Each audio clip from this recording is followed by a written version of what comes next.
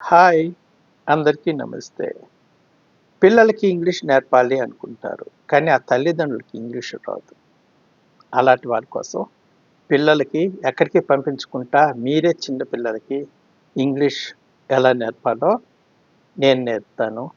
నా వీడియోలను చూసి మీరు నేర్చుకొని మీ పిల్లలకందరికీ నేర్పగలరని తెలియజేసుకుంటున్నాను. ఎందుకంటే మీకు తెలుగు చదవడం, రాయడం వచ్చి ఉండాలి ఫస్ట్ థింగ్. ఏబీసీడీలు వచ్చి ఉండాలి రెండో విషయం. మొదటిది తెలుగు చదవడం, రాయడం వచ్చి ఉండాలి బాగా. రెండోది ఏబీసీడీలు వచ్చి ఉండాలి. ఏబీసీడీలు తెలుగు రాయడం, చదవడం వచ్చేస్తే మీకు ఇంగ్లీష్ ఎలా నేర్పించాలో నేను నేర్పిస్తాను.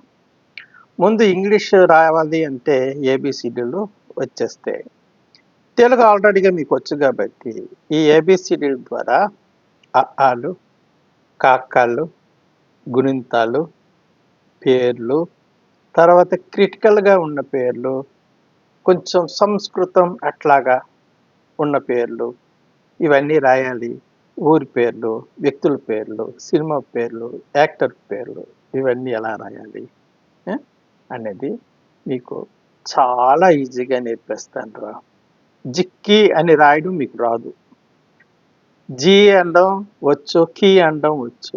జిక్కి అనడం రాదు. సంస్కృతం అని ఈ తెలుగులో రాయడం వచ్చు, కానీ ఇంగ్లీష్లో రాయడం రాదు. కానీ ఇంగ్లీష్లో సా అనేది అవన్నీ మీకు తెలుసు కాబట్టి ఇలాంటివన్నిటిని డడ్డీజీగా నేర్పడానికి మీ తాతయ్య రెడీగా ఉన్నాడు. మీరు నేర్చుకొని మీ పిల్లలకి నేర్పిస్తారో లేకపోతే మీరు నేర్చుకుంటారో అందరికీ మాత్రం ఇంగ్లీష్ మస్ట్గా రావాలి. నౌవేడేస్ ఈ కాలంలో ఇంగ్లీష్ రావాలి. మీకు రాకపోయినా నష్టం లేదు. ఇక నుంచి నా వీడియోలు ఫాలో అవుతే ఇంగ్లీష్లో క్రిటికల్గా ఉన్న పేర్లు ఎలా రాయడం అన్నీ కూడా ఈజీగా రాసిస్తారనమాట. ఆ క్లాసులు ఇవ్వడానికి నేను మీ ముందుకు వచ్చాను కాబట్టి దీన్ని మీరు ఉపయోగించుకోవాలని కోరుకుంటున్నాను. కాబట్టి వాళ్ళ నుంచి ఇంగ్లీష్ని ఎలాగ నేర్పాలి, సంస్కృతం అనే పదం ఇంగ్లీష్లో రాయాలి అంటే ఎలాగ రాయాలి అన్నంత వరకు ఆ నుంచి సంస్కృతం అనే పదం వరకు ఏ విధంగా రాయాలి అని ఈ వీడియో ద్వారా మీకు తెలియజేయాలి అనుకుంటున్నాను. కాబట్టి పూర్తిగా ఇంగ్లీష్ రాని వాళ్ళు తెలుగు చదవడం, రాయడం వచ్చి ఒకటో బడి ఏబిసిడీలు వస్తే చాలు.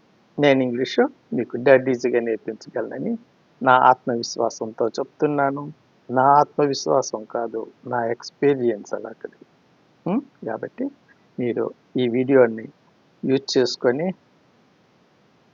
ఉపయోగించుకొని మీరు కొంచెం నేర్చుకొని మీ పిల్లలకి దగ్గరుండి మీరే ఎలా రాయాలి అనేది కూడా నేర్పిస్తే చాలా బాగుంటుంది. చాలా సంతోషంగా ఉంటుంది. మీకెంత సంతోషంగా ఉంటుందో అది చూడాలని నేను అనుకుంటున్నాను.